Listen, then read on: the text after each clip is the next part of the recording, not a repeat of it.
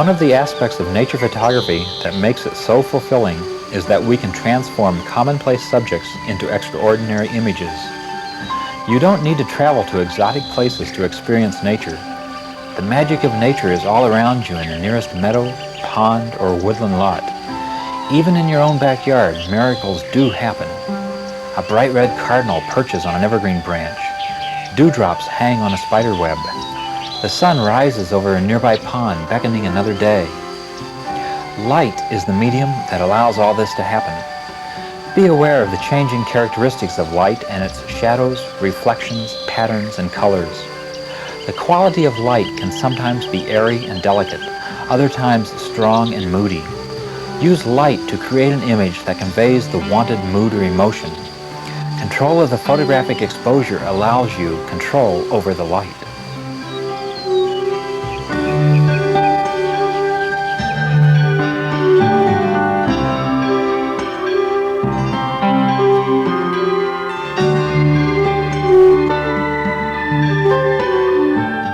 Hello, I'm Frank Hughes, and I'd like to welcome you to the first tape in our Nature Photography Workshop series with John Shaw.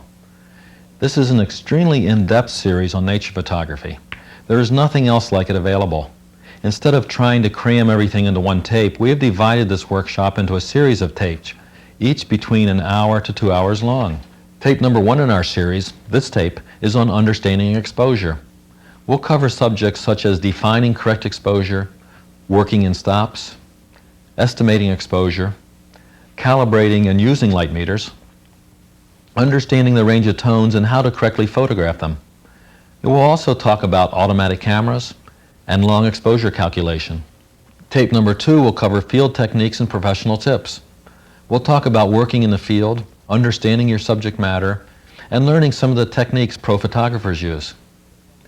Tape number 3 will be all about expressing ideas and using composition. We'll discuss basic concepts of composition and the photographic controls that affect composition. We'll also talk about the best ways to express your ideas on film.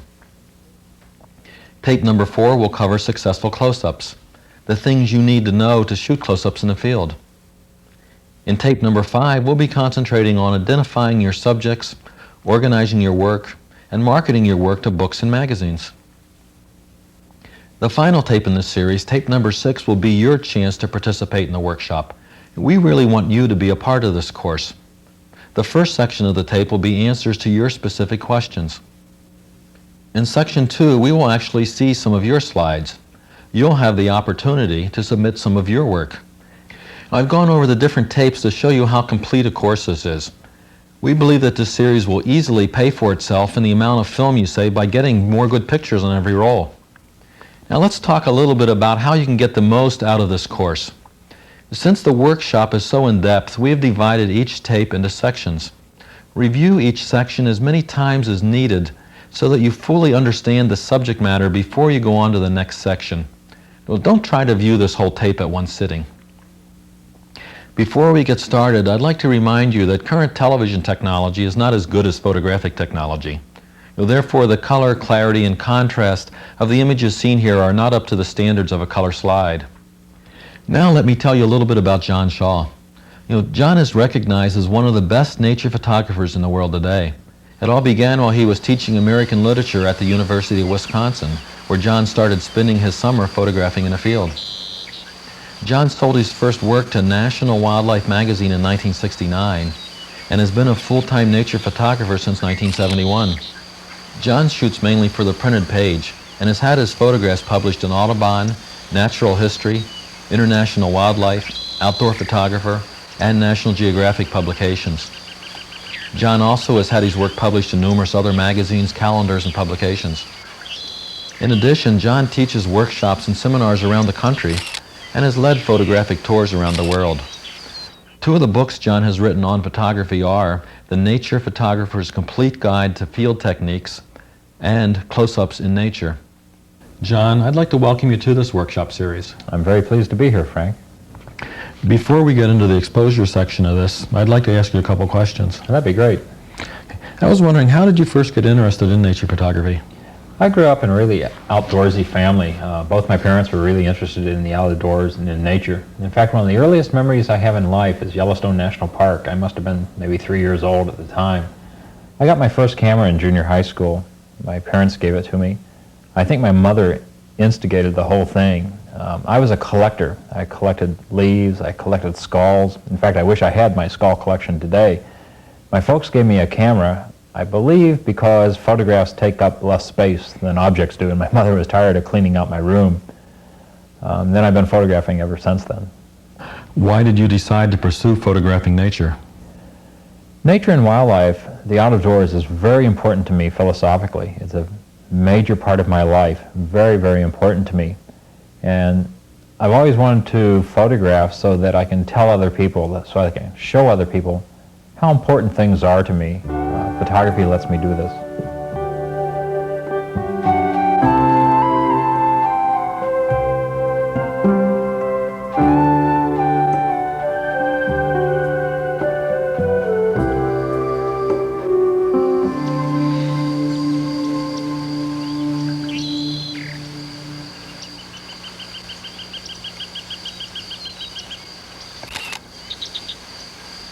One of the most important parts of photography, and I think one of the most overlooked parts of photography, is literally learning to see the light, to see what light does to the subject. Too often we're in such a rush that we forget to look at the light. I was once at the Grand Canyon and watched a fellow get out of the car. He walked over to the overlook, took a photograph, and then he turned to his wife and said, "Okay, we've done the Grand Canyon." And off they went. He could have stayed there forever at that exact spot with that camera and that lens and never repeated his photograph. He had simply recorded one moment in time and nothing else. But the light always changes, and with the change in light, there's a change in mood, emotion, the entire way the subject looks. We need to learn to slow down, to see the light. In fact, the word photography means painting with light, and we need an awareness of light, an understanding of light, in order to become good photographers. Let's look at a few slides indoors, and I'll show you what I mean. Here's a deciduous forest in autumn. One thing that often happens to us is we tend to believe that when we see something is the way it is all the time. I think all of us, amateur and professional alike, are guilty of this. We forget that things change in other lights, in other times. Let's go back to this deciduous forest, not in the autumn, but the following spring. Look at the difference between these two photographs. The difference is the light at the time of year. One photograph is not necessarily better than the other one, but they are emotionally very different. The impact of the two photographs is very different, and the only change is the change in the light and the seasons. Let's try something shorter in time, not the seasons, but the duration of the day. Here's a saguaro cactus in Arizona, in Saguaro National Monument. This photograph is taken in mid-morning, and it's very, very dull. There's nothing going on. But if we come back to the same cactus at sunset, just after the sun's gone down, the lovely twilight sky is there, look at how it appears. Such a difference. Only difference here is the light itself. The light has changed. Let's try another pair of photographs. Here's a viceroy in a Michigan wet meadow. Did you know it was a viceroy, not a monarch? You see the extra black cross vein across the wings? This viceroy has spent the night clinging to vegetation, in this case wood mint. A lot of insects can be found in the morning where they've spent the night, and if it's been a good dewy morning, they'll be covered with dew also. This one is early in the morning. The light is up, the sun is up, but it's behind trees. The wet meadow is still in the shade. Watch what happens when a shaft of sunlight comes peeking through the trees and illuminates this viceroy. What a difference. Again, it's the light itself. I think there's a lot to be said for simply staying outside and looking around. These two photographs were maybe 5 seconds apart, yet such a difference. Let's try a couple more pairs of photographs. Let's go to South Florida. These little palm trees here silhouetted against the setting sun. The sky is yellow. Let's wait about half an hour and look what happens. Now the sky has turned the purples and lavenders of twilight. Especially at sunset, I think one thing happens to a lot of us. We say, well, the sun's gone down, it's time to go to dinner, and we pack up and leave. If we can make ourselves slow down and wait, we can literally see the light. We can see the changes. Let's try another pair, this one in Washington State, in the North Cascades National Park. Mountain ridges stacked into the twilight sky. Let's do nothing but leave the tripod right in position and simply wait a few minutes. Look at how the sky changes as we wait. Look at how the light changes. Literally, the hardest part of this photograph was finding the car after I was done taking it. The difference is light, and the emotion changes with the light. Once you've seen the light, the rest of photography is merely plumbing. It's mechanics. It's putting a lens on, setting the tripod up, things like that. It's just plumbing. By the way, it's just as important to know when not to take a photograph as when to take the photograph. Every scene is not wonderful because of the light. You have to learn to literally see the light, evaluate the situation.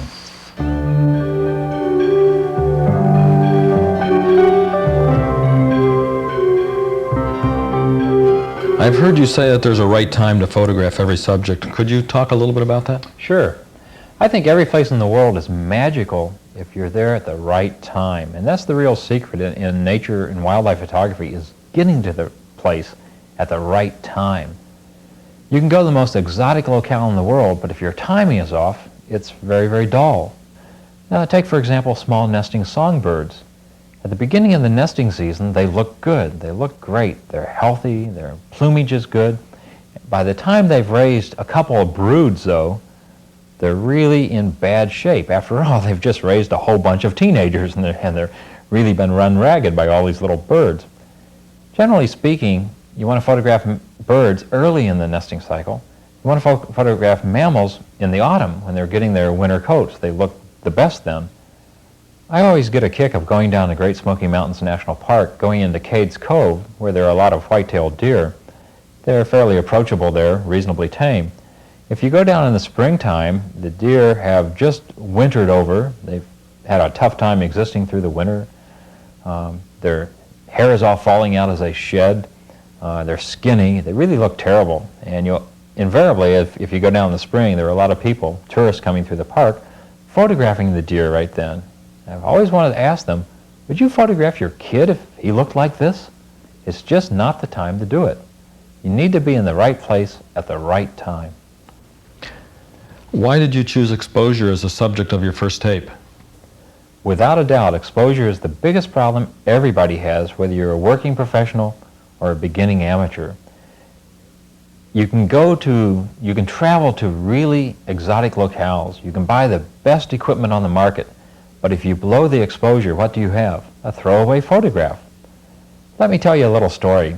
I was up in Alaska a couple of years ago in Denali National Park, and there was a great situation, a huge bull caribou right near the road. Mount McKinley was in the background, snow-covered mountains, just gorgeous. It was autumn, the tundra was ablaze, and this caribou had just shed his velvet. The day the velvet drops, the antlers are just blood red. You can see this classic photograph with Alaska written across the bottom of it. This was happening just a few feet off the main road of the park, and there were probably 20 people photographing this scene, and out of the 20, about 15 were working professional wildlife nature photographers. You could hear motor drives smoking because there was so much film going through them. It was interesting to me what everybody was talking about. Nobody was talking about the caribou. Nobody was talking about the mountain. Everybody was saying the same thing. What are you shooting at? What are you shooting at? Everybody was worried about getting the correct exposure. Here are a bunch of people that, guys who've worked 15, 20 years making their living selling photographs, and they're saying, what's the exposure? Everybody's worried about it. Speaking of exposure, a lot of people recommend bracketing. Could you address this? Bracketing is shooting on either side of what you think the correct exposure is. The problem is, I think, is for most people, bracketing means guessing. They simply say, well, I'll shoot at every f-stop known to man and one of them will be right. That leads to sloppy technique. More than anything else, I want control of the photographic process. One of my favorite lines from Dudley Moore is, he says, I have learned from my mistakes and I can repeat them exactly. That's not really what we want to do. We don't want to repeat our failures, we want to repeat our successes. The more control we have in photography, the better off we are. We can repeat our successes. The problem with bracketing is, how do you bracket a once-in-a-lifetime photograph? How do you bracket a leaping cougar, for example? You need a known starting point. You need to be in control of the photographic process so that when you get that once-in-a-lifetime opportunity, you're able to get it on film. There is a difference between bracketing, guessing, as most people use the phrase, and varying the exposure. Intelligently changing the exposure, what we're going to be talking about in this exposure series, is something else. If you know what the results are going to be before you push the shutter, that's a rational decision on your part, and you know what the answer will be. That's different from just guessing.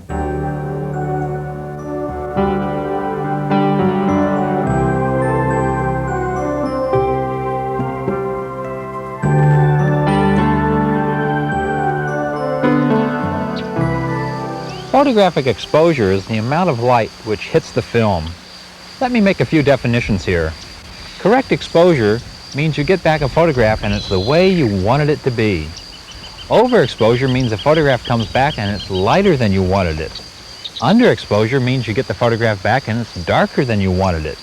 You might notice that none of these, correct exposure, overexposure, or underexposure, have anything to do with a meter reading. It's just whether or not the photograph is the way you wanted it to be. If you wanted a pure black photograph and instead you got back a beautiful scenic, you've made a real mistake. Now there are three things which control photographic exposure. One is shutter speed, how long the shutter is open letting light hit the film. This controls the duration of time of the exposure. Another is the f-stop or aperture that the lens is set at. This controls the hole in the lens, the intensity of light going through the lens. And of course, the third one is film speed, that is, how sensitive is the film to any given light. All of these work in stops. They all work in the same units. A stop is defined as a doubling or a halving of any value whatsoever, either twice as much or half as much. Why don't you go get your camera now and follow along as I go over these. While you're getting your camera, I'll turn this one around so you can see what I'm talking about.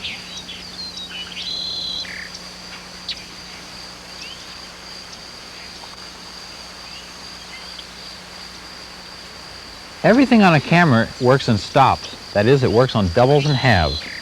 The shutter speed sequence is marked in seconds and fractions of a second, from 1 second to a half, quarter, eighth, 15th, 30th, 60th, 125th, or 250th. These are straight numerical doubles and halves.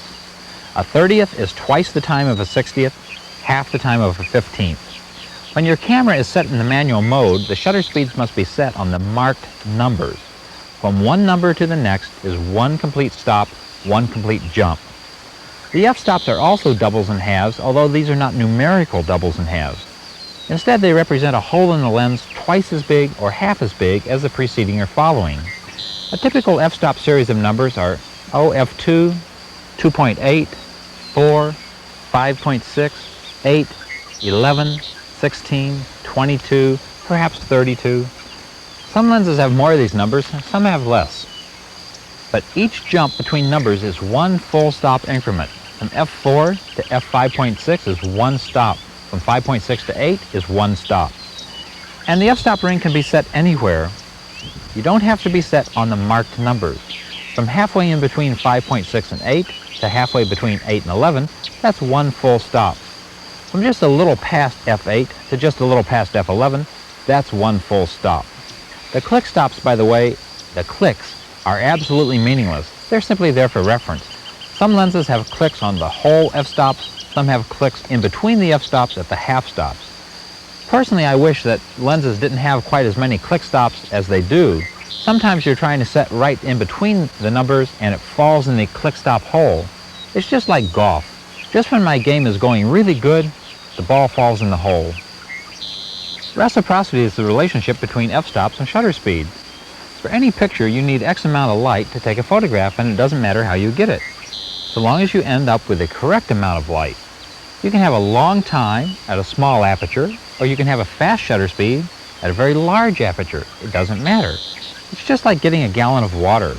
You can turn the tap on real hard for a short period of time, or you can turn the tap on for a trickle for a very long time. You still end up with a gallon of water.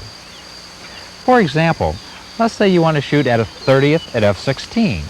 A 30th at f16 is exactly the same as a 60th at f11, or 125th at f8, a 250th at f5.6, a 500th at 4, a 1000th at f2.8. You pick the combination that you want. These are all the same amount of light. In the real world, the actual f-stop shutter speed combination you shoot at is often a compromise between what you'd like to do and what you have to do given the situation. Often environmental factors like wind or subject motion dictate what you have to shoot at. Generally speaking, I would say that most actual exposures you make are a compromise.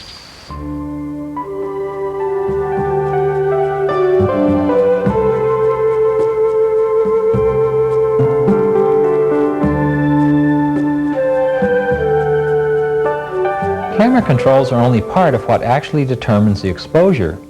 We must also consider the tonality of the subject, that is, how light or how dark it is. Normally we talk about tonalities in relationship to a starting point right in the middle, middle tone. Middle tone is halfway between black and white. It's halfway between dark and light. Middle tone is average tonality. It's right in the middle of everything. You can actually go out and buy a middle tone reference scale. It's called a gray card. I've got one here with me. This is in the middle. It's neither light nor dark. It's middle tone. Actually, I think we'd be better off not to talk about middle tone, but call it something else, because so often we say middle tone gray, and we're not talking about gray here. We're talking about all colors. So what I would prefer to call it is medium tone green, medium tone blue. My shirt is medium tone blue. It's average tonality. It's not light, it's not dark.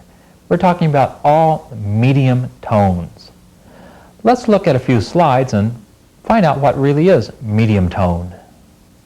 Here's a photograph taken in Denali National Park in Alaska showing autumn tundra and Scott Peak and Red Mountain in the background. There's a range of tonalities in this photograph from white to black. What's medium tone? What's in the middle? What's neither light nor dark? What's in the midpoint of the tonal scale? The foreground is. It's sort of average tonality, some average medium greens and medium browns. It's halfway between light and dark. Sure enough, that's medium tone. Let's look at a few other photographs and see what medium colors we come up with. Here's medium red, staghorn sumac leaves in the autumn.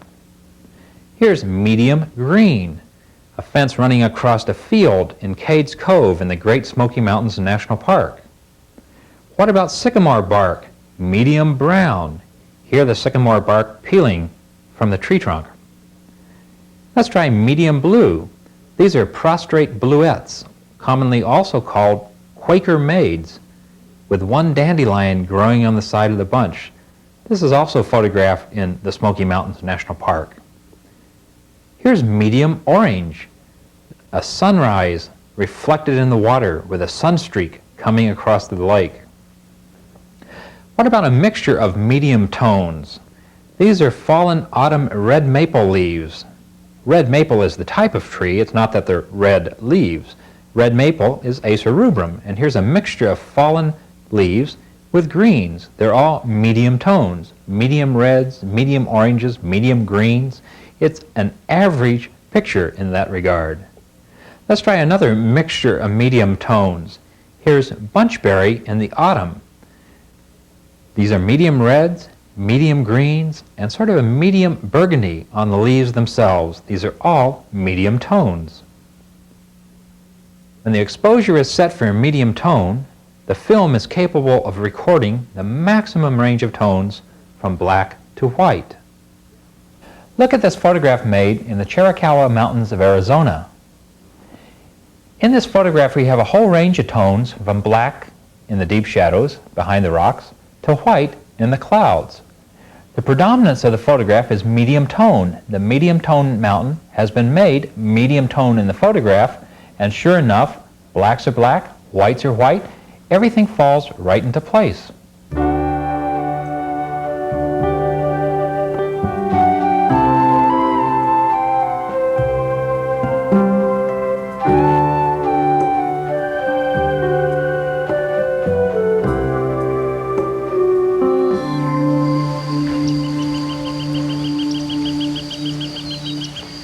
There are two ways to determine correct exposure. You can estimate the light, or you can meter the light.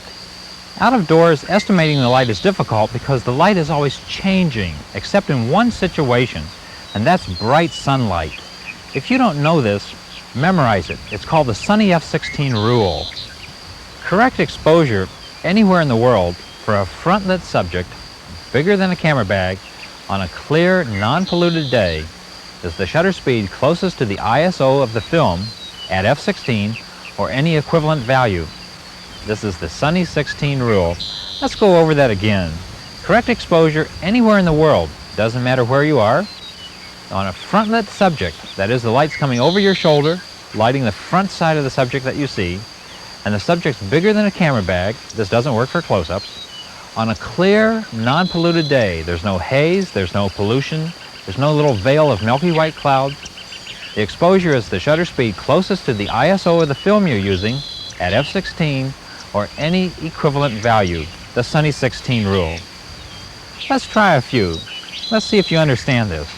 What's the starting Sunny 16 exposure for, Kodachrome 25, it's ISO 25. That's right, it's a 30th, the speed closest to 25, at f16.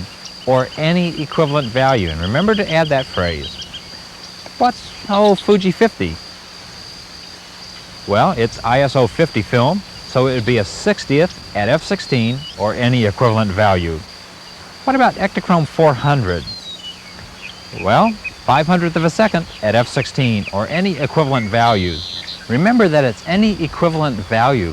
Kodachrome 25 may have a starting point of a 30th at f16, but you don't have to shoot at that value. A 30th at f16 is exactly the same exposure as a 60th at f11, 125th at f8, a 250th at 5.6, a 500th at 4. You pick the combination that you want. Let's say you have a 10-point white-tailed buck running in front of you. Are you going to shoot Kodachrome 25 at a 30th at f16? The answer is maybe. Maybe you like abstract deer pictures, but you pick the combination that you want to have since it's your photograph. Let's look at a few slides here. This is Turret Arch in Arches National Park in Utah. Here I've favored depth of field over shutter speed. This spoonbill photograph, taken in Ding Darling National Wildlife Refuge in Florida, is the reverse. Instead of favoring depth of field, I've favored shutter speed. I've shot Fujichrome 100 at 1,000th at f5.6. Let's try a couple more photographs. Here's a barn shot in the Palouse country of Washington State. What was this photograph taken at if I'm using Fujichrome 50? Well, I'm favoring depth of field here. Fuji 50 starts out at a 60th of 16. I probably shot this at about f22, so the shutter speed would be, that's right, 30th of a second at f22. Here's a brown pelican from Florida. This was taken on Fuji 100. And what's it shot at? Starting at 125th at f16, that works out to be a 500th at f8 or 1,000th at f5.6. For all rules there are exceptions, and for Sunny 16, these occur when the subjects are at either end of the tonal scale. Remember, the tonal scale runs from black to white, and if your subject is very light or very dark, you have to correct Sunny 16 to allow for this. With a very light subject or a white subject, you stop down one f-stop from Sunny f16 to 22. With a black or a very dark subject, you open up one f-stop to f11. Let's look, for example, at this Great Egret photograph. If we shoot Sunny 16, we burn out the feather detail in the whites. How do you correct for this? Stop down one stop to F22. Sunny 16, down one stop for the whites. The exact same thing is true with this photograph from Bryce Canyon in Utah. Sunny F16 burns out the highlights. To correct for this, we go down to F22. There really aren't that many dark subjects that you have to worry about. Dark buffalo, dark moose, those are two that come right to mind. The darkest thing I know of is a wet black Labrador retriever, and as far as I'm concerned, you can't photograph one in the bright sunshine and keep detail in the fur and have anything else in the frame. Remember that Sunny 16 is an estimated exposure for front-lit subjects. The sun's coming over your shoulder directly onto the subject. For side lighting, when the sun is at right angles to the subject, you open up one f-stop. And for backlight, the sun behind the subject, it's two f-stops open. And it doesn't matter how you open up the stops. You can either change the shutter speed or the aperture. You just need more light falling on the film. Let's look at some examples and see how you can do these. Here's the lion photographed in Ngorongoro crater in Tanzania. What's the exposure? Well, look at the light. You can tell from the shadows that this is sunlit. So it's Sunny 16, open one stop for side lighting. Try this photograph, Balanced Rock in Arches National Park in Utah. Where's the sun? Directly to the side, so this is one stop open for side lighting from Sunny 16 values. Here's another one, a desert cottontail photographed in Wind Cave National Park in South Dakota. What's the exposure? The light is coming from directly behind the rabbit. It's bright sunlight backlighting the subject, so it's two stops open from Sunny 16 exposure values. I'll show you a few more slides here and we'll give you a test. Here's a mute swan in bright sun. What's the exposure? Well, it's a front-lit white object. What do you do for a white object in bright sun? One stop down to F22 and then work out the equivalent value. Here's an anhinga drying its wings. What's the exposure? This is a backlit dark object.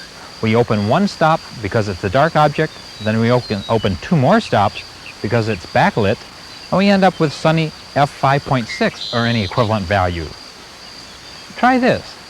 A mountain goat photographed in Mount Evans, Colorado. This is a side-lit white subject. What do you do for side lighting? Open up one from F16 to F11. What do you do for white? You stop down one, so we're right back to F16. Here's a snowy egret photographed in the Everglades. This is a backlit white subject. For backlighting, we open up two stops, F11, F8, but for white, what do? Stop down one, back to F11. Let's try one more. Here's Ocotillo in bloom. What's the exposure? Be careful, I've tried to trick you. This is a straight Sunny 16 exposure, no adjustment whatsoever.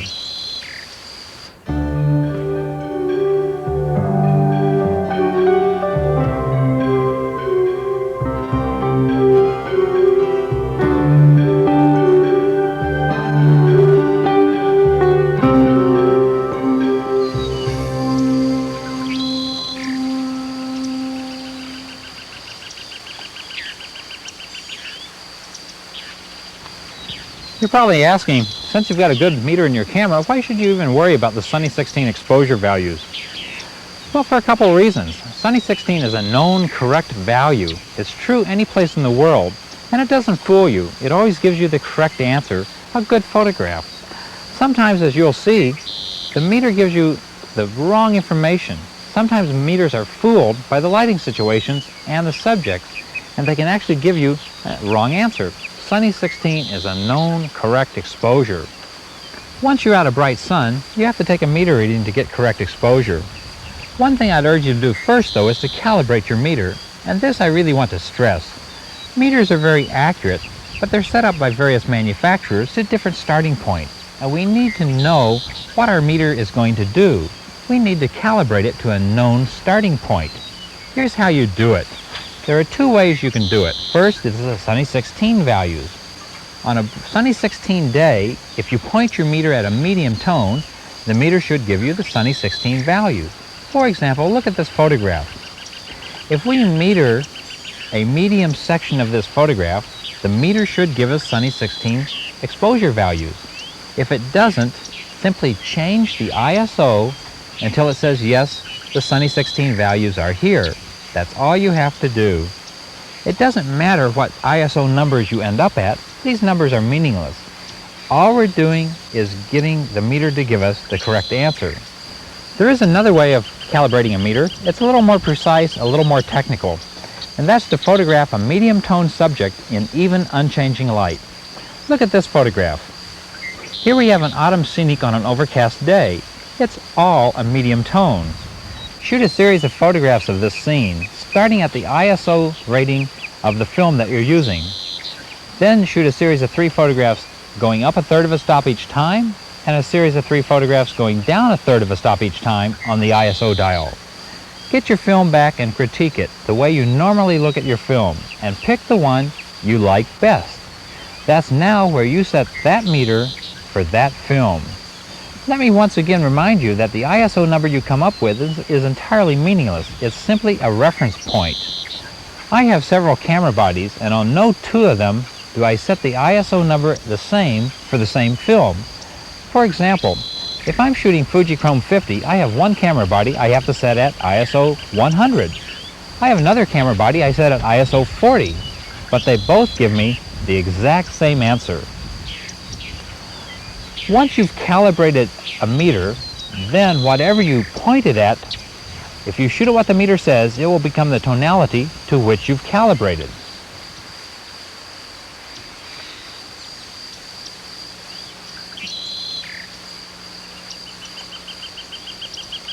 This is true for manual meters, and this is true for automatic cameras also.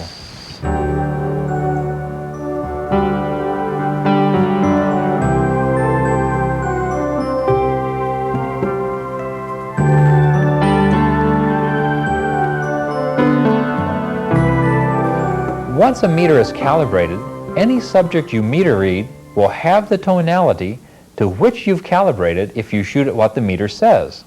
This is true of automatic cameras also. After all, an automatic camera is simply one that the meter automatically sets the exposure. It doesn't matter if you do it by hand or if the camera does it, you end up in the same place. Whenever the camera is pointed at something, if you shoot at what the meter says, that subject will become the tonality that you've calibrated to. Let's look at a few slides and I think you'll understand this better. Here's a burrowing owl in South Florida. Everything's medium, and sure enough, the meter has made everything medium. Let's look at these red maids from California. Everything averages out to be medium tone, and there's no problem here. Here's Bryce Canyon in Utah. A few lights and a few darks, but it's all average, it's all medium, and sure enough, there's, again, no problem in this photograph. How about this green frog in duckweed? Well, again, it's an average photograph, and we're not having any trouble making the exposure. Look at the sunrise over a little lake in Michigan. There's quite a contrast range between the light and dark areas. But how do you meter it? You have to be careful to point the meter at the area you want middle tone, medium tone. About halfway across the lake here is medium orange, and if you meter that area and shoot at what the meter says, everything will be fine. Try these brown bears standing on a waterfall in Katmai National Park in Alaska. You have to really be careful here because it's a contrasty scene. If you meter the dark water and shoot at what the meter says, what's going to happen? The dark water will become medium, but in reality it's much darker. Here you have to be careful to point the meter at the medium brown bears. Point it at the white water and shoot at what the meter says. What's going to happen? The white water will become medium. The bears will become very dark. Look at this one. It's a prairie sunrise, a ponderosa pine isolated on the horizon at sunrise. If you tip the camera down and meter the silhouetted foreground, what's going to happen? If you shoot at what the meter says, it will become medium. What's going to happen to the sky? It'll burn out. Here you have to be very careful to meter the medium sky. Let's try a couple more. Here's a white water lily growing in a pond. If you meter the white flower and shoot at what the meter says, the meter will make the white flower medium. The meter makes whatever you point it at medium. There's no place that the meter is told that this is a white flower. It just wants to make everything medium. The same's true of this showy lady slipper. In both situations, this and the water lily, you have to make sure you point the meter at something medium in value, not at the white flowers. So one solution to exposure is always meter a medium tone and place it as a medium tone. Look at this Canada violet. It's growing in front of a nice medium gray beech trunk. An easy solution to metering this scene is to aim your meter at the trunk of the tree, the medium gray, and shoot at the values you get there. Here's a tree at sunset. How do you take this photograph? That's correct. Meter the sky, but keep the sun out of the frame. Meter the sky that you want medium, and then take the picture. Sure enough, you get a medium orange sky. Here's alpine aster growing next to a spruce tree in Mount Baker National Forest, Washington. What do? If you meter the aster, the meter will want to make it medium, and it's really light pink. But the green foliage is medium green. Meter the tips of the needle and shoot at what the meter says there.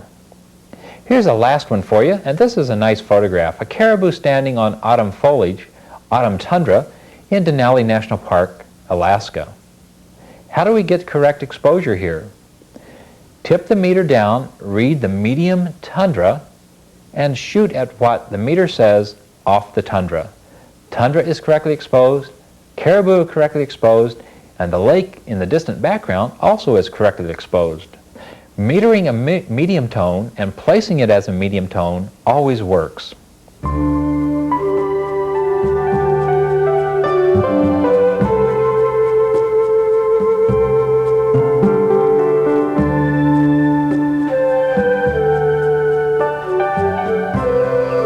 We realize, however, that not all nature subjects are necessarily medium tones. There are many tones in the out of doors, but tones can also work in stops. A tone twice as light as another tone is one stop different. The human eye can see about 40 stops of contrast, but film cannot. And one very important thing that you need to learn to do is learn to see as your film sees. Slide film can only see about 5 stops of contrast in any one given frame. Negative film, both color and black and white, has more latitude. Any negative film can see roughly 10 stops of contrast in any given frame. Here's a chart which shows this contrast range. Slide film has 5 stops from white to black, but there are really only 4 stops we work with all the time, and we can give these stops names. From medium, 1 stop lighter is light. 2 stops lighter than medium is extremely light. 1 stop darker than medium is dark, and 2 stops darker than medium is extremely dark. For example, let's take the color blue. There's medium blue. 1 stop lighter than medium blue is light blue. 2 stops lighter than medium blue is extremely light blue. 1 stop darker than medium blue is dark blue, and 2 stops darker than medium blue is extremely dark blue. If you want to be more precise, you can work in half stops in between any of these values. By the way, you print film users just double all of these. Instead of 2 stops on either side of medium, you have 4 stops on either side of medium.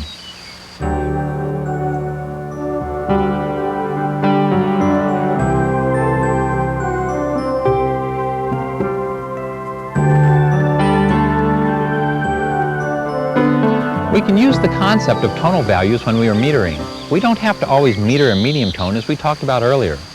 Sometimes there may be no medium tone in the picture, or your predominant subject may not be medium. So here's what to do.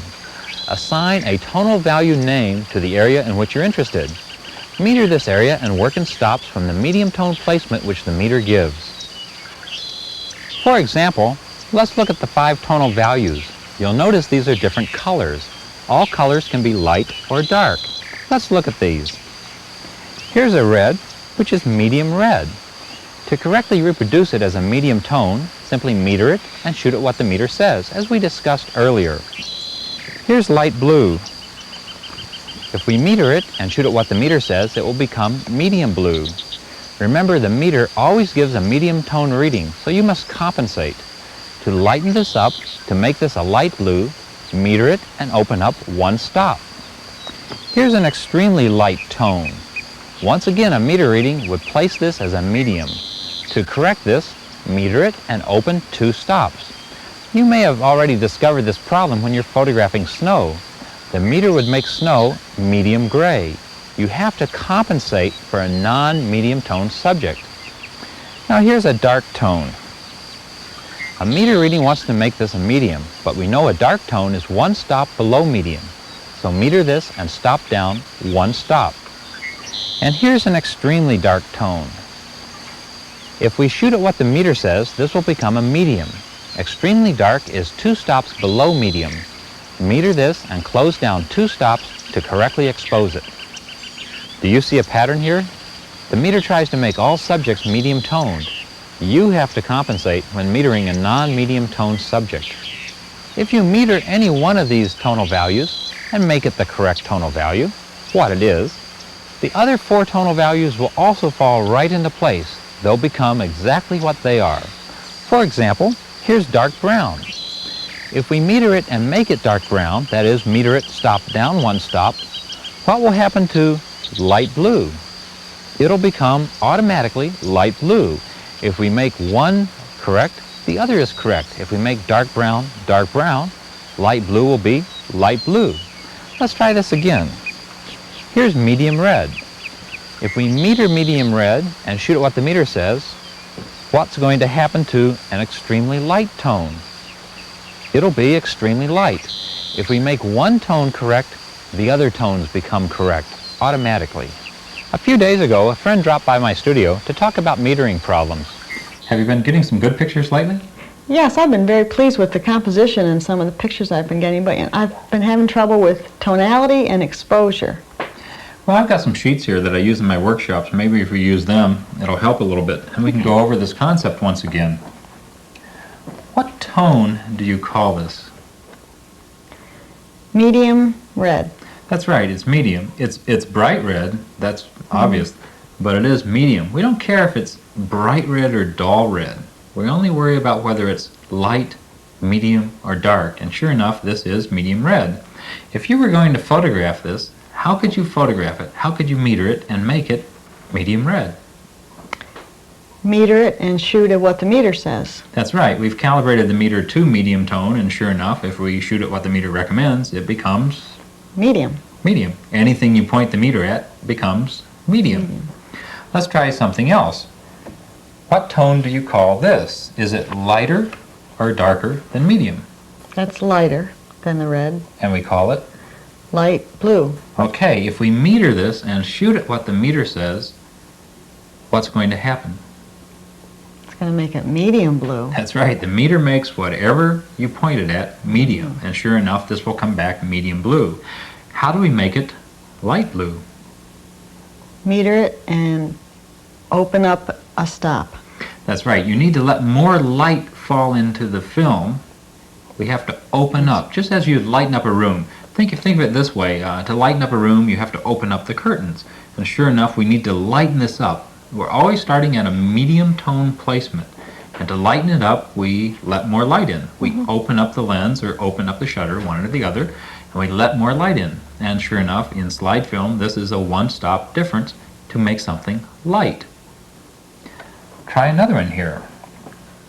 Is this lighter or darker than the blue? Lighter. Sure, this is much lighter. This is, what would you call this?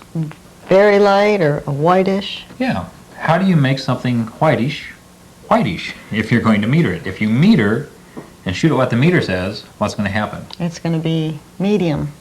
So it'd be a gray. That's right. Since we're working in a black and white system here, it would become medium gray. How do you make it whitish? Let more light in, so open up two stops. That's right. One stop open would make it Light. That's right, light gray. We know it's lighter than light gray, so how much do you open up? Two stops. Two full stops would make this whitish. If you go in the other direction, let's go back to our medium red. If this is medium red, is this brown darker or lighter than the medium red? It's darker than medium. It's Dark brown. How do you make it dark brown? Meter it and stop down once. That's right. Just as if you want to darken a room, you close the curtains. We have to close down, cut down the amount of light hitting the film. Sure enough, this is one stop down for slide film. How many would it be for negative film? You remember what we talked about the other day? No. Negative film, print film, is twice the values that slide film is. Slide film can see 5 stops, negative film can see double that, or 10 stops 10 total. stops. That's right. So in slide film, this is 1 stop below medium. Negative film, that's 2 stops below medium. And sure enough, it becomes dark brown. One more here. What tone would you call this? Very dark, blackish. Okay, blackish. How do we make something blackish? If we meter it and shoot at what the meter says, sure enough, it becomes medium. How do you make it blackish? Stop down twice. 2 stops. 2 stops down, sure enough, it becomes blackish. See what's happening? Let's try a little test here. If we have, this blackish sheet, and we have this light blue sheet in the same frame, how could you meter and make them as they are in reality? How could you have both of these in the same frame and get correct exposure? Let's say you meter the light blue and open up one. What tone will the blackish become? It will be blackish. That's right. If you make light blue as it really is in Right. reality, It throws everything in the same. that's right. All the Everything same. falls into place. If this is light, then this is very dark or blackish. Make one what it is in reality and everything else falls right into place. See what's happening? You make this sound so simple, but yet when I'm out in the field, it just gets confusing. I know it's really hard. The more you use this idea, I think the better off it is. The concept of working in tones is the best thing I know for exposure. The more you work in stop increments, the more you think about tonality in terms of stop increments, the better off you are. And if you can start thinking that way when you're photographing, I think it will help a lot. I need some practice. Is what I need to do is go out in the field and just practice, find some medium colors and meter them and shoot, and I think I'll go Find out some and, non-mediums Right. and work from there. go out and give it a try. Just to make sure you understand this concept, why don't we look at a few photographs? That'd be great. That'd probably be real helpful. Here are trees in a winter frost fog, and it's very light, it's so white. How could we meter this and photograph and get this result? By opening up 2 stops. That's right, we need to make it very light. The meter wants to make it medium, but we know it is very light. Look how the white is almost without detail. It's extremely light. We meter it, open 2 stops, and take the picture. Sure enough, it all works. Look at this photograph. It's dunes along the North Carolina Outer Banks. What tone is the sand? That's probably light. That's right. It's about the tonality of the palm of your hand. Everybody's palms, no matter if you're white, black, yellow, whatever, the palm of your hand is roughly 1 stop lighter than medium. An easy thing I often do is just compare the tonality of the palm of my hand to the tonality of the subject. I look at the sand and I say, is it lighter or darker than the palm of my hand? Here it's about the same tonality. So how did I meter this?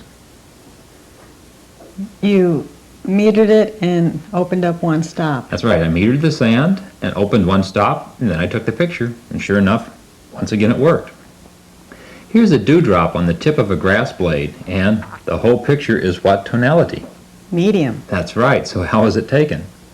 Just metered it and took the picture. Photographed right at what the meter said. Very easy to do.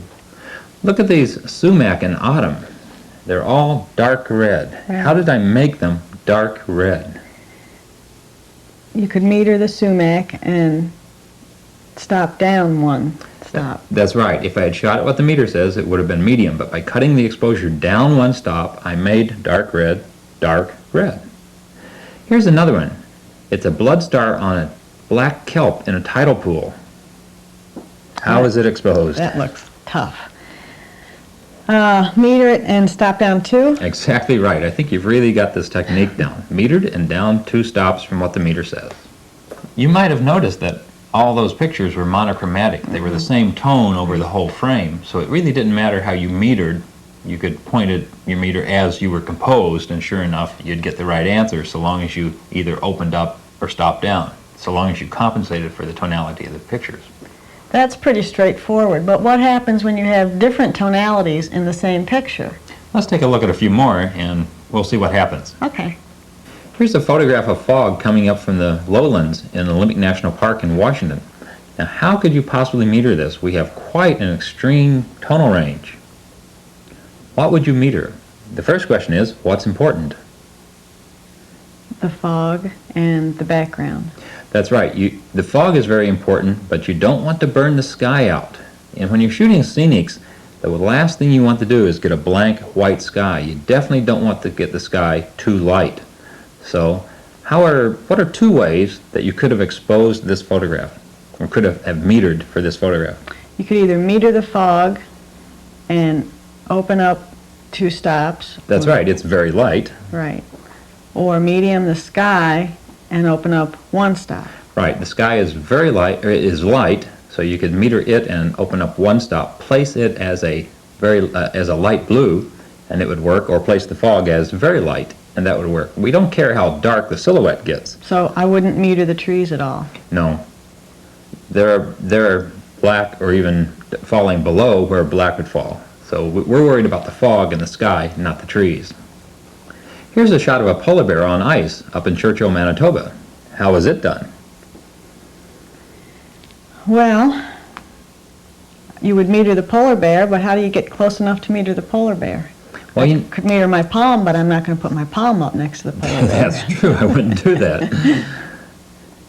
If you've got a long lens, you generally have a pretty narrow angle of metering, so we could meter the bear and open up 1 stop. That's right, it's about the same tonality as your palm. What about metering the snow? You can meter the snow and open up 2 stops. I might not go quite 2 stops, because we still have a lot of detail in snow. Maybe about 1.5 stops, just to make sure we hold everything in the snow. Look at this cheetah in Africa. Here again, it's almost all the same tonality. But what tone is it? Somewhere in between medium and light. That's right. Look at the palm of your hand and compare the palm of your hand to this scene. It's probably light. It's pretty close to it. Palm of my hand. You could meter this and open up 1 stop and it would look just fine.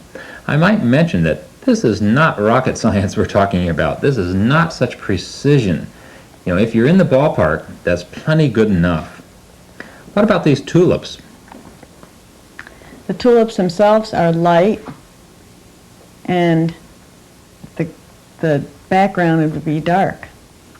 So the tone, altogether, if you sort of look at this whole scene, it's about 1/2 stop over. It's definitely a little bit lighter than medium, but it's not as light as the palm of your hand. So let's split the difference and open up about 1/2 stop. Okay. Here's an Arctic ground squirrel in Alaska. He's sitting on autumn tundra. What tonality is this little ground squirrel and the tundra around him? Medium. That's right. So how do you shoot it? Meter it and shoot. That's right. No problem there. Pretty easy to do. Look at these raindrops on red osier dogwood. That's maybe 1/2 stop darker than medium. That's right. Here we're not metering the raindrops and we're not metering the dogwood because they're too small in the frame. We're actually metering the background. But you can tell everything's in the same light. It's a dull, overcast day.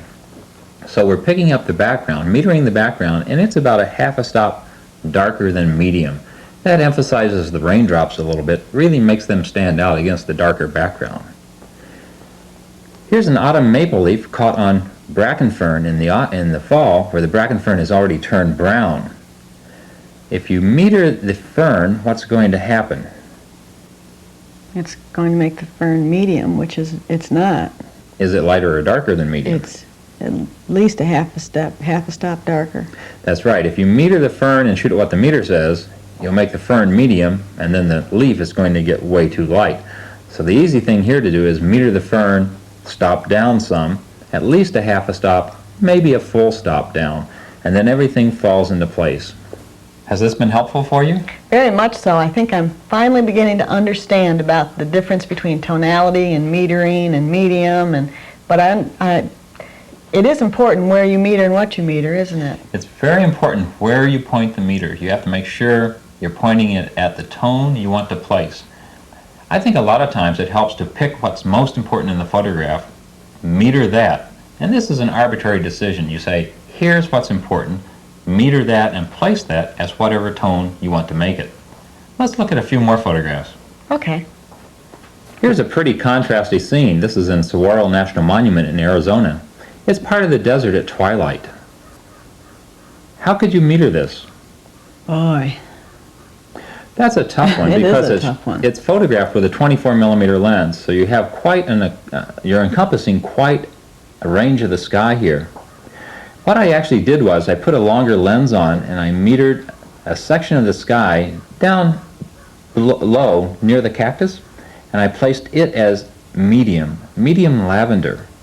Then I put my 24mm lens back on and took the picture. That's all I had to do. It was such a contrasty scene that metering as composed was very difficult to do. I can see that, yeah. Let's try a little easier one. Here's another polar bear picture. Remember how we did the polar bears? Right, put my palm right up next to it. That's right. So you meter the polar bear as the same as your palm, which would be one stop light. That's right. Metered the polar bear, opened up one stop, and simply took the picture. This is high bush cranberry with a raindrop in the autumn. How do you think that was done? Well, the cranberry looks pretty medium, maybe a half a stop light. It's pretty medium. This is pretty much shot just as the meter says. The only thing that's real bright, of course, is the raindrop, but it's so small in the frame that you don't have to worry about it. Here are icicles in the wintertime. Pretty heavy ice storm, actually. Looks like it was. That's thick. How is it metered? One stop open. That's right, one stop open. Everything is light, so the meter would want to make it medium. It's opened up one stop, and sure enough, it's light. Here's an easy one. Lewis's monkey flower growing in oak ferns, Mount Baker National Forest, Washington.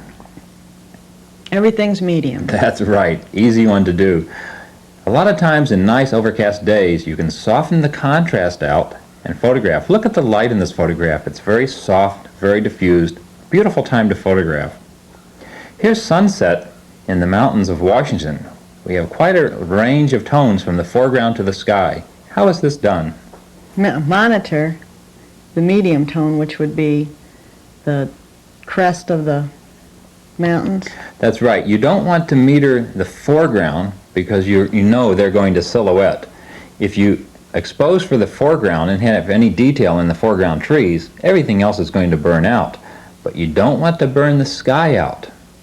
So what I actually did was I metered the medium ridges in the middle, and then I metered the sky, and I made sure that if I placed the ridges as medium, the sky would still have some color in them, some tone in them.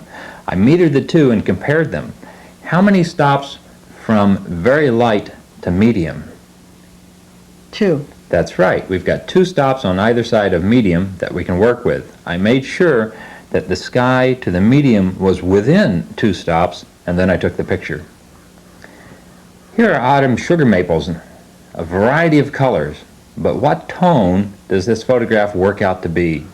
Medium. That's right. You have a little bit of everything, but it all turns out to be medium. It averages out. You can take this picture metered exactly as composed, and everything works fine. I think I'm really beginning to understand this now, and will be able to use this in my own photography. Good, I'm really glad. Just to make sure, let's look at a final few slides. I'll give you the final exam here. Okay. Here's a single raindrop on a maple bud early in the spring. How is it photographed? Medium. Exactly right. You may notice that this concept of placing tonalities works for close-ups, it works for scenes, it works for wildlife, it works for everything. The subject matter doesn't matter. Tonalities are tonalities, exposure is exposure. It all works. Look at these autumn colors reflected in a small cascade down in the Smoky Mountains National Park. We have quite a range of tones here. This is shot with a 300mm lens. I didn't want to get my feet wet. How did I meter this? If I metered as composed, what's going to happen?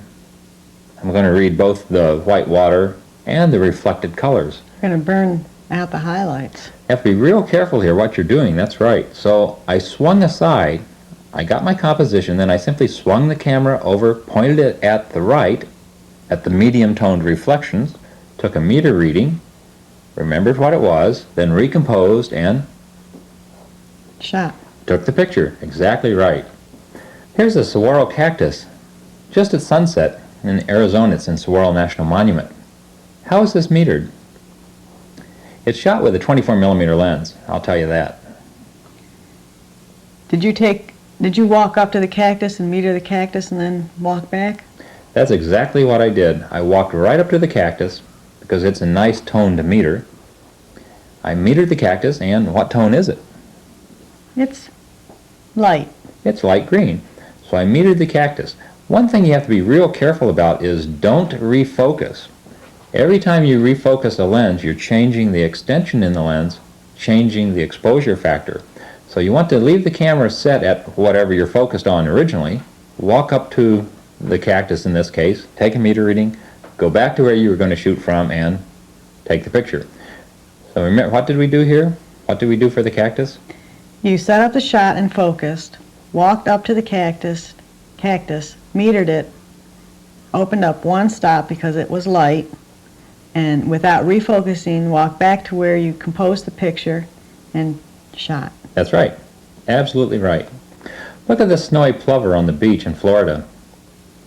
It looks light, so I'd meter it and open up one stop. That's right. You don't want to go too light because you'll lose feather detail. One stop here is plenty. Here are mountains in Arizona. The first rays of the sun are coming over. If you metered this as composed, what's going to happen? It's going to make the dark mountain medium. What's going to happen to the sky then? If you lighten up the mountains, It's going to burn out the sky. Exactly right. Here, I composed with a long lens, then I simply raised the camera up till I was pointing at the sky, placed it as a medium, then tilted back down and took the picture. Here's a tree silhouetted just at twilight. How is this done? Meter the sky. That's right. Again, we don't care what the foreground's like. We know it's going to make a silhouette, but we don't want to get the sky too light or too dark. One thing you can do on silhouettes like this is you can decide what tone you want to make the sky. Remember, you can make it any of the 5 tones. You can make it dark, you can make it medium, you can make it light, whatever you want. It doesn't have to be that way in reality. You can just arbitrarily say, I'm going to have a medium sky here. And if I wanted a medium sky, how would I have done it? Meter the sky and shoot. That's right. Just swing aside so the tree silhouette's not in the frame. So all you're doing is metering the sky, take a meter reading, then recompose and shoot. You can make it as light or as dark as you want it. Is that sky medium? It's a little bit lighter than medium. It's probably about a half a stop open. Here's a tricky one, and I'll tell you, this was a little hard to do. This is Mount Shuckson in North Cascades National Park. It's reflected in what's actually named Picture Lake. Photographed very late in the day with a wide-angle lens. How do you think I metered it? I have no idea. It was hard to do. I'll tell you, this is a situation where I actually used 2 cameras. I used my second camera as a spot meter. The photograph was made with a 35mm lens, but I took another camera and put a 200mm on it. Then I was able to meter with the longer lens. Because it has a narrow angle, I was able to meter the gray sections on the mountain. And what tone are the gray sections in the mountain? Medium. That's right. So all I did was took a reading with one camera and transfer it to the other camera with the wide-angle lens on it and took the picture. Trying to meter here with only the wide-angle lens would have been pretty tricky because we have such a contrast range from the whites to the blacks to the reflection in the water. Here's a final photograph. Bald eagle sitting on a limb in the Chilkat Valley of Alaska. I know that one. Okay. Sunny 16. Absolutely right. There's no reason to meter at all if you can get away with Sunny 16, and sure enough, everything falls into place. I think you've really got it. I am anxious to go out and give this a try. Well, when you get some film shot, bring it back and we'll take a look at it here. I'd appreciate that. Thanks an awful lot for your help, John.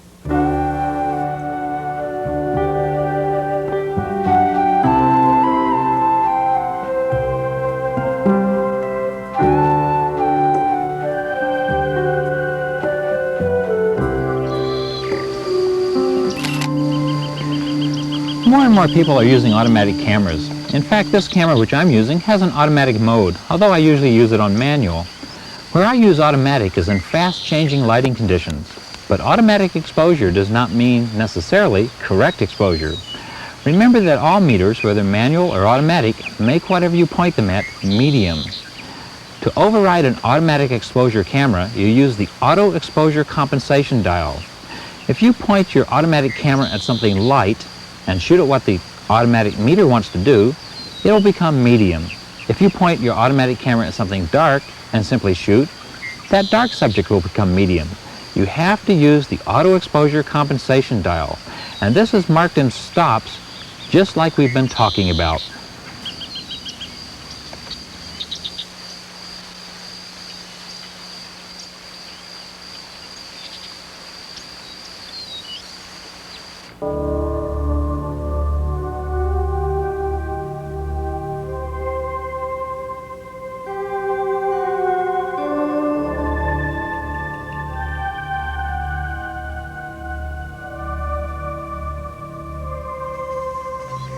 One more thing to consider when you're doing long exposures is reciprocity failure.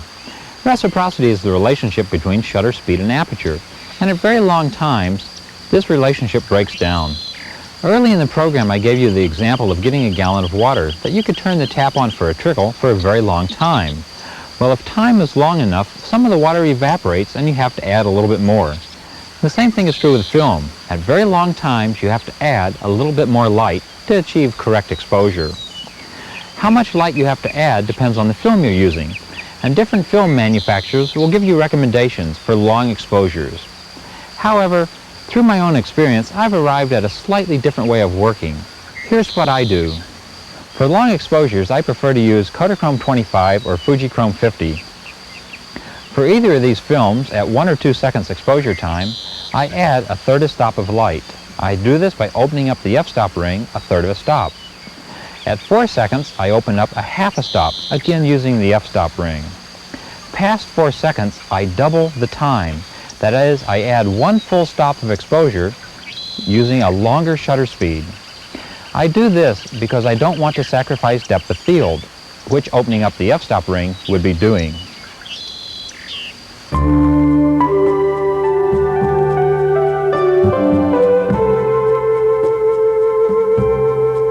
When you say you photograph for the printed page, what exactly do you mean by that? I'm a working photographer, and I'm photographing to sell my work to a book or a magazine. The end result of what I'm doing is going to be printed in a book, magazine, calendar, something like that. I don't work in prints. That is, I don't work in prints that you would hang on the wall of your house. Instead, I'm working for a printer to make 4-color separations and to publish in a book or magazine. Why do you shoot slides instead of prints? Because I am a working photographer, slide film is almost dictated by what I do. That is, every photograph you see in a book and a magazine is from a transparency, from a slide. They need that to make 4-color separations. Consequently, all I shoot is slide film. What would be your recommendation to others? I think a lot depends on what you want to do with your photography.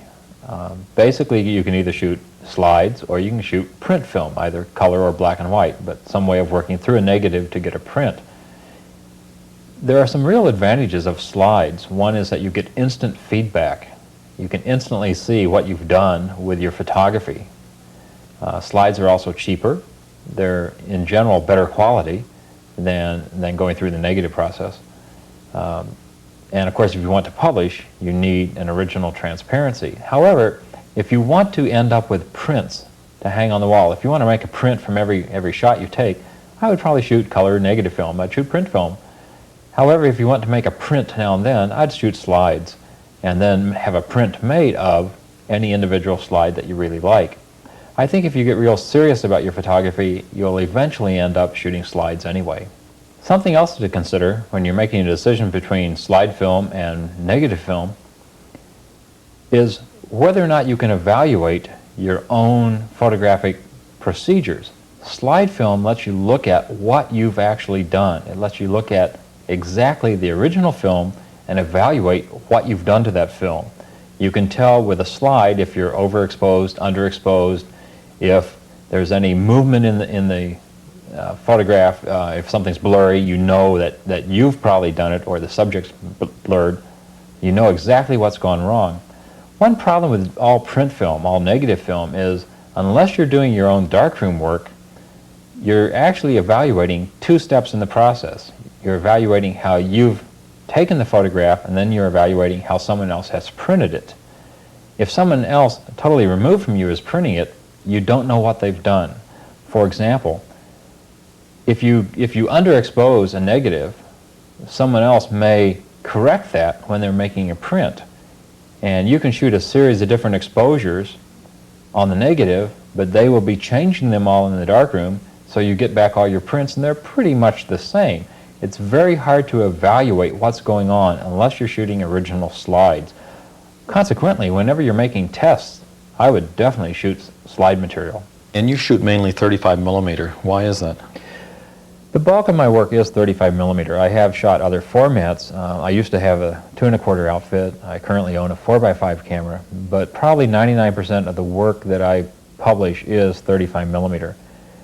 The main reason is that 35 millimeter lets you cover everything. I'm a generalist. I'm shooting everything from mountains to mosquitoes out of doors, and 35 millimeter is the only format you can do this with. 4x5, for example, is basically a static landscape format. It's impossible to shoot wildlife with a 4x5. It's also impossible to get the equivalent focal lengths in some of the other formats. For example, a long lens in 35 millimeter is a 400, 500, 600 millimeter lens. There is no equivalent in a larger format camera. The longest lens readily available for a 4x5 is roughly what a 105, 135 would be on a 35 millimeter camera. 35 millimeter is the most flexible, the most portable, and the most affordable format today. And it really is the professional format in nature wildlife photography. John, there's a lot of different equipment available today. Will it all work well for nature photography? You really can't tell the difference between any currently produced 35 millimeter equipment. It all works so good, it all takes great pictures. There's no difference on film between a photograph made with a Nikon, a Canon, a Pentax, Olympus, Minolta, Leica. On film, you can't tell the difference whatsoever. They're all good. What features on the camera are needed? There are several things I would look for on any camera that I was thinking about buying. First of all, the main thing I would want is a depth of field preview button. Some way of stopping the lens down mechanically so that you can see through the lens at the f-stop you're actually going to shoot at, the f-stop you're going to use to take the picture at. A lens is wide open until you mechanically stop it down or you press the shutter button. I want to see the depth of field that the film is actually going to see also. So that would be my #1 criteria, a depth of field preview button. I would not buy any camera that didn't have that feature. A couple other features I'd like to have are some means of overriding the auto exposure system. Auto exposure is great, indeed we're going to talk about it in this workshop, but there are times I'd like to be able to take charge of it. I want to be in charge of the photographic process. In fact, more than anything else, control of the photographic process is what I want. I want to be able to override, whenever I want to, any sort of system on the camera. The third thing I'd like to have on any camera is interchangeable viewfinder screens. You may or may not like the screen that comes with the camera, but the ability to change the screen is, in my mind, essential. And how about lens selection? Lens choice, to a great degree, depends upon subject matter. The first question I think you need to answer is, what do I want to photograph? And that will dictate equipment to a great degree. If all you ever want to photograph are domestic flowers, let's say, you don't need a lot of equipment. If I had to broadly categorize equipment, here's probably what I would do. You need at least one camera body, obviously, preferably two. Then I would have probably one wide-angle lens. In my estimation, most nature work you can get by with one real wide angle. For me, it would be either a 24 millimeter or a 28 millimeter. Take your pick. If you already own one, I wouldn't necessarily run out and buy the other. If I owned no wide-angle lens at all, I'd probably buy a 24, just because a little wider is better. Then, of course, a normal lens. The odds are you already own a normal 50 because it probably came with a camera when you first bought it. That's great. Then something in the short telephoto range, something around 100 millimeter would be nice. An 85, 100, 105, a 135, something in this ballpark. The next jump up would be around 200 millimeters. You might notice that these are roughly doubles all the time. Doubling the focal length, I think, is a good idea. There are lots of good 200 millimeters on the market. Then, past 200 millimeter, you're sort of in a new ball game. You're getting into long, expensive lenses. A 300 is a nice, affordable, portable focal length. There are a lot of good 300 millimeter lenses on the market that are reasonably fast, around f4, let's say, that aren't too expensive. Anything longer than 400, you're getting into very high-priced glass. A 400 or a 500 or a 600 is definitely expensive. I wouldn't buy anything longer than 600 millimeters, and I would think long and hard about even buying a 600. One quick comment on lenses, though. I think before you buy any lens, you ought to write down 10 reasons why you want it.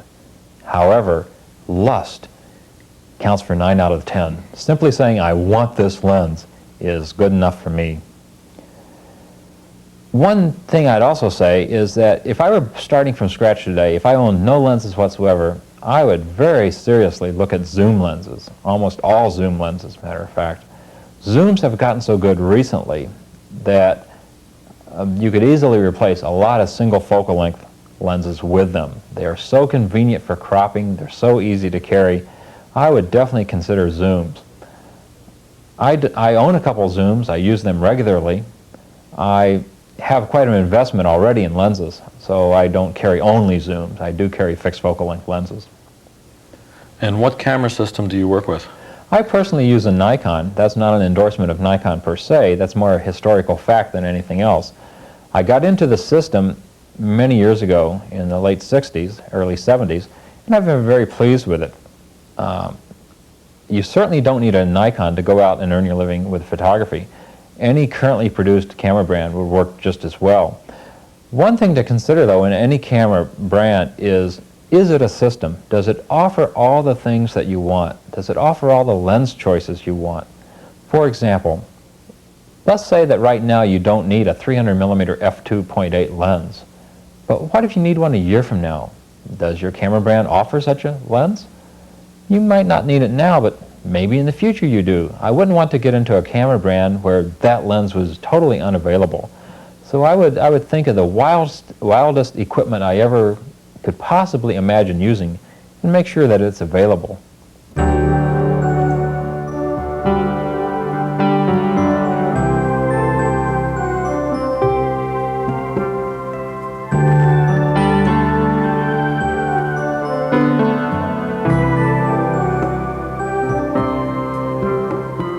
Let's summarize the highlights of this tape in an effort to see how the different aspects of exposure interrelate.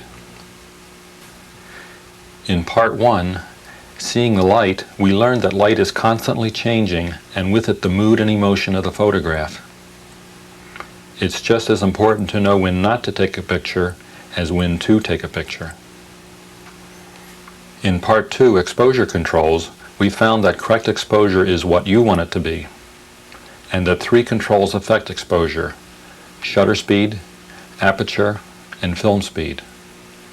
A stop is a doubling or a halving of any value, and that reciprocity is the relationship between aperture and shutter speed. In part 3, Understanding Medium Tones, we heard that tonality is how light or dark a subject is, and that medium tone is average tonality. When the exposure is set for a medium tone, the film is capable of recording the maximum range of tones from black to white. In part 4, Estimated Exposure, we learned that sunny f16 is a constant known value, and to use it whenever possible. It must be a clear, non-polluted day with a front-lit subject bigger than a camera bag. Set the shutter speed to the film ISO and the aperture to f16. equivalent values can be used. There are exceptions for light and dark subjects, side and back lighting. In Part 5, Calibrating Light Meters, we found that you calibrate your meter to give you the results that you want. There are two different methods, and once calibrated, the meter will give you a reading to make the subject a medium tone. In Part 6, Metering Medium Tone Subjects, we learned that if you point your camera at a medium tone subject and shoot, the subject will become medium tone. Therefore, one solution to exposure is to always meter a medium tone subject and place it as a medium tone. In Part 7, Understanding the Range of Tones, we saw where tones also work in stops. Slide film sees 5 stops of contrast in any given frame, and print film sees 10. In Part 8, Metering Non-Medium Tone Subjects, we found that when you must meter a non-medium tone subject, assign a tonal value name to the area in which you're interested. Meter this area and work in stops from the medium tone placement which the meter gives. You have to compensate when metering a non-medium tone subject. In Part 9, Exposure with Automatic Cameras, we found that all meters, whether manual or automatic, make whatever you point them at medium. To override an automatic exposure camera, use the auto exposure compensation dial.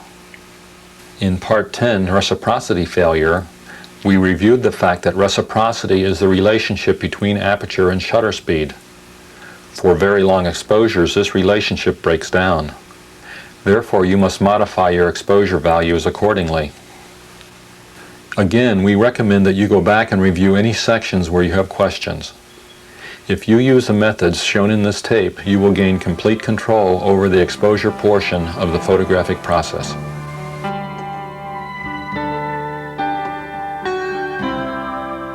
To be a better nature photographer, you must first become a better naturalist. Study your subject. Research it in textbooks and nature guides, but more importantly, become knowledgeable through field observation. The more you know about nature, the more will be conveyed in your photographs. As your photographic abilities grow, I hope your respect for nature will also grow. Knowing that something is wild and has an existence completely independent of ours is very important. In the long run, I hope that my photographs and your photographs will inspire others to care about nature and help preserve the environment.